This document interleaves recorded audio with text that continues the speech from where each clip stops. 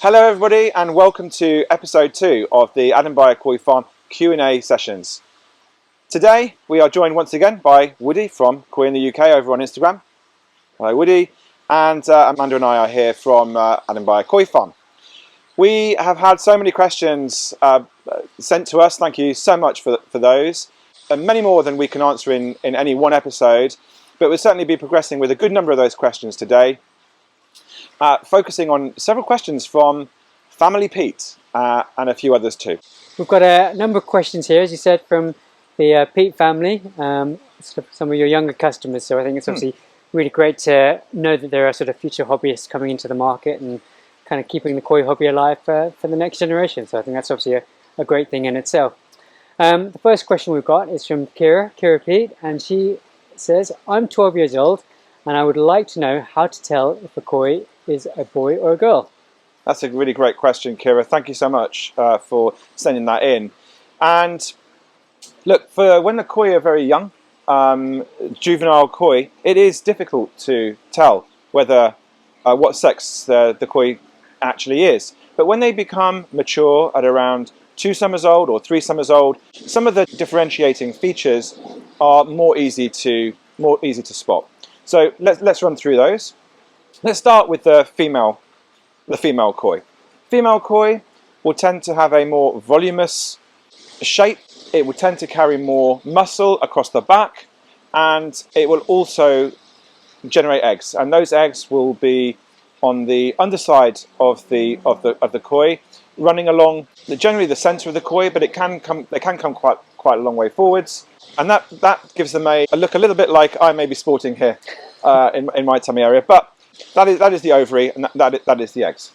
So they're the typical female qualities and visual qualities.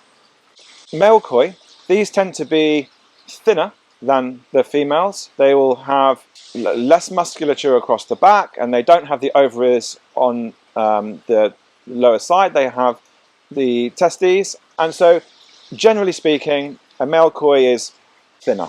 There are other ways that you can identify a male koi when it is mature at 2 to 3 summers old, and in warmer conditions when spawning is more likely to happen. And male koi have something known as tubercles, which is basically small pimples which appear on the skin around on the head, the leading ray of the pectoral fins, and on the body. It almost feels like a sandpaper when you take your hand across the skin. And other males tend to have more of that than other males. For example, when we're looking for a male for spawning, I like a male which has lots of the tubercles and it's feeling very rough.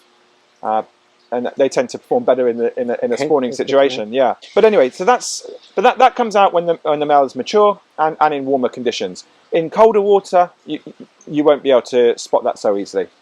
So do you think, is it possible to tell the gender of a koi from Tosai, or do you think you need to wait till that sort of 2 or 3 sort of summers have passed? It's more easy to be sure after 2 to 3 summers. But at Tosai, there are some small differences, but they are much more difficult to spot. So, for example, in our Kahaku lines, I can have a pretty good guess on the sex based on the look of the skin. So the females will tend to have a whiter skin. That's the best way I can describe it, but it's a certain look that I can see. And it's quite, because if you look at the males, they also have white skin. But there's a subtle difference to the way it looks. And that tells me that gives an indication to me. It's something for the experienced eye to notice rather than a sort of a cheat code as such. Absolutely, absolutely. So and the other thing is that even the most experienced breeders, let's say the multi-generation breeders in Japan, when they're sexing koi 1 summer, or even 2 summers old, they don't always get it right. That just demonstrates how difficult it is to be very highly confident, to get 100% of confidence, and the fish really needs to be 2, 3, maybe even 4 summers old before you can be 100% sure. Look, even this year you see all the footage from the autumn harvest in Japan, and breeders are bringing Nistai koi in, into their fish houses and sexing them there, and they're not all turning out to be what they thought. Yeah. And that's at Nisai. So even the top breeders are often making mistakes then. Yeah. It's as a breeder, it's in our interest to be able to identify the sex as early as possible, because then we can start to keep the sexes apart or have different husbandry regimes. But anyway, so look, it's a great question, and the key point is when a koi is a few summers old, then there are those factors that I've mentioned that will be able to tell you which is which. Great stuff. Okay, so 5-year-old Jasmine would like to know how they lay their eggs and how many eggs do they lay? Okay, another great question from Family Pete. Thank you, Jasmine. When the female is feeling that the time is right and the conditions are right and that the males are present and they start the process of laying their eggs. The way that they do this is the eggs, which are held in the ovary inside the koi carp, are held within a sac that dissolves, and then the eggs become free-flowing. Like custard. And once they become free-flowing, they will flow out of the vent of the female. Okay. So she will encourage that process by nudging up against the males or nudging up against some of the physical structure of the pond, lake, plants, branches.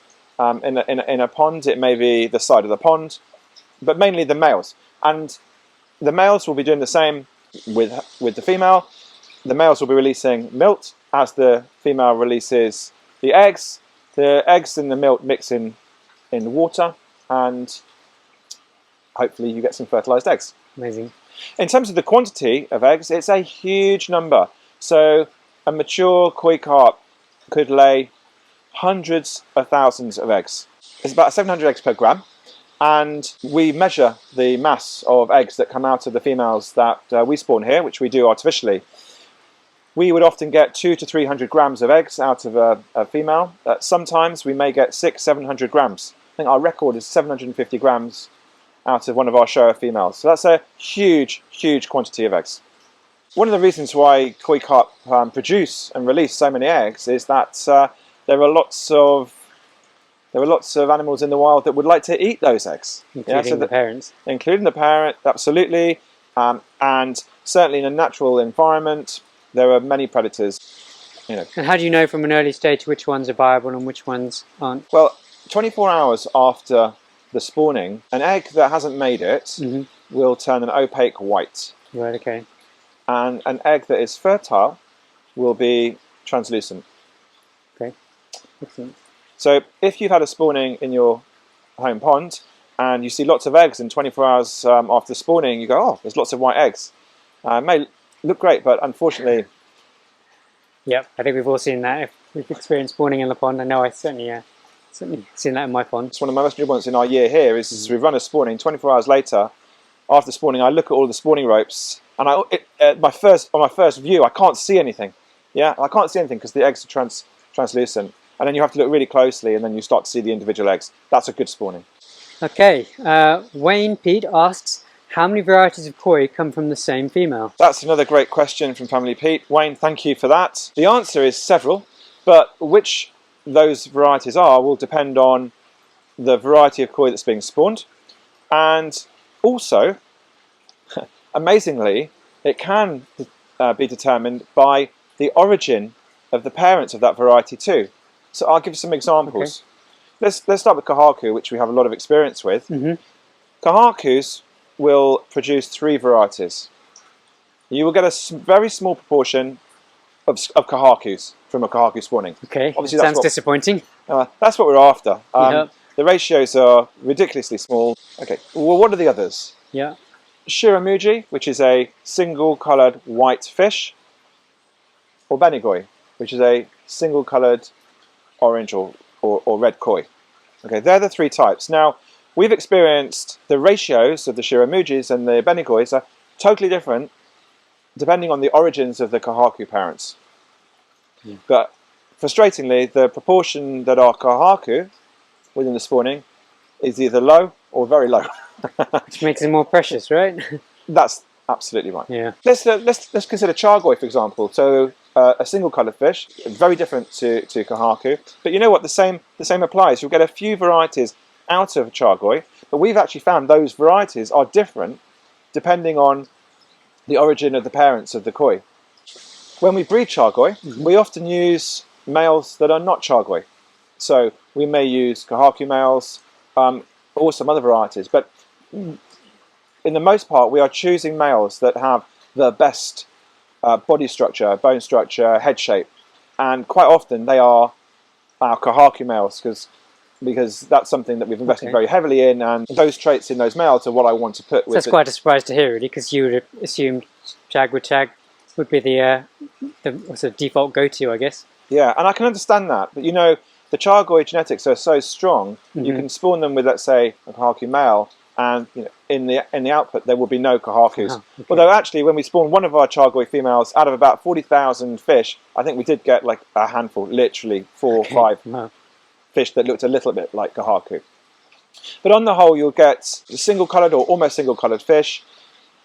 Chargois will still be a small proportion of the spawning. Not quite as rare as, let's say, kahakus are within a kahaku spawning, but not as common as you might think. You'll also get a range of magoi, so dark, black. That's the wild type. Yes. Okay. Yeah. And lots in between. In one of our chargoi lines, we will also get a small number of Matsukawa baki and a chiba. But the Matsukawa baki certainly with our breeding lines here have been very fruitful for some of our customers. Taking a fabulous example to the BKKS National Koi Show this year, 2024, and scooping an amazing result. In our other chargoi line, we don't get any Matsukawa baki, but we will get some Karashigoi. So it's, again, a few varieties, but those few varieties seem to be different depending on the origin of the parents. So you always get a few little surprises just to keep you on your toes then. That's it. Excellent. Okay, so Andy Rolfe asks, should I be feeding my koi during winter? Thanks for the question, Andy. We're approaching winter very rapidly now, and so this is a good time to ask. And the answer is, you won't go wrong by not feeding your koi over the winter. Koi can go months without food and survive. But equally, some food in very small quantities is also okay over the winter. In your pond, even the most artificial of our recirculation koi ponds, there will be the odd insect, there will be some algae, maybe some plant matter, that the koi will nibble on when they wish to over the winter period. So that's even without adding any extra food. But it is okay to add a pellet or 2 or 3 for a fish if in the coldest period that fish is still coming up and looking interested for food. What we definitely don't want to be doing is disturbing a koi that is calm on the bottom of the pond and disturbing that koi and encouraging it to come up to the top for food. We definitely don't want to do that. That koi in that situation doesn't need any food, and so that's something we shouldn't do. I think the other thing to take into account is that our filters over the winter, the mechanical side will be working like it does in the summer, but the biological side, the bacteria that help us along on the biological filtration, they are not working as effectively in the colder temperatures as they do in the warmer temperatures. So that's another reason why we really must moderate the amount of food that goes in and keep it low. So obviously a lot of dealers recommend feeding wheat germ during the winter. What are your thoughts on wheat germ versus just continuing feeding what they would have been eating all year? The wheat germ offers some advantages because it is more digestible at cooler temperatures. And by the way, we're talking about ambient ponds through the winter here. Okay. And I noticed you talked more about assessing koi behavior rather than utilizing a particular temperature in order to determine how much to feed. I mean, that's a better approach in your mind? Absolutely. And look, I reflect that Amanda and I look after hundreds of thousands of fish a year that we rear, that we rear from an egg, or that we've imported from Japan. And you know, that gives us a huge amount of experience, and we're able to look at one of our ambient ponds and decipher from the behaviour of the koi what is appropriate. Okay. I think that my advice here is to really observe your koi through the year. Observing them is part of the fun of having koi, of course, Sure. Yep. and observing changes to their behaviour is also a key part of delivering good husbandry. I think in this situation, learn the behaviour changes of your koi, which is a natural behaviour change. Let's say in this instance when the water is cooling, and don't disturb the koi for food if they're not looking for it in the coldest temperatures. Other than that, a really small amount of food, a pellet or two per koi, is okay. Okay, sounds like great advice. Thank you. So Amanda, we've got this really great question from 7-year-old Amelia Pete. She asks, how do you know if a koi is happy? Well, thank you, Amelia. Yes, well, the hobbyists are going to be looking at their koi regularly, so they're going to know how they're normally acting. If you see any changes in your koi, for instance, the natural behaviour is for them to shoal. If there's one or two that are not shoaling, that is an indicator that those few fish might not be happy. Okay. When you're feeding your fish, you come to the pond, they're going to come over to you, aren't they? They're going to say hello. However, if they're not doing that, and then they're lower in the water, potentially, that may be an indicator too, that they're not happy. So it's kind of important, I guess you're saying, to really understand what's their normal behaviour, what's natural for them. Absolutely. Changes. Okay, so if your koi are lethargic and they're hanging in the water, they're not moving around like they normally do, or they're flashing, they're going onto the bottom or trying to find something sharp to flash on, they might be irritated, or they're clamping their fins and they're not swimming with their fins out, or they've got one out and one in. Great impressions here. Then, you know, that is a really good indicator that something's up. And you need to have do a little bit of diagnostics on your pond to work out what potentially the problem is. Okay, so thanks again, Woody. Thank you to everybody who sent in questions, and to the family Pete in particular, and Andy Rolfe for sending us those great questions today that we've had the pleasure of answering. And I really hope that you find some of that information helpful. And you know, Amanda and I are always here on the phone, via email, WhatsApp. If you want to ask any more about this, or if you need any help in your own pond situation. So now we've got episode 3, which we'd like to record in around a month. We'll be taking more questions over the next month, and then we shall be returning here to see what you've asked and providing some great answers.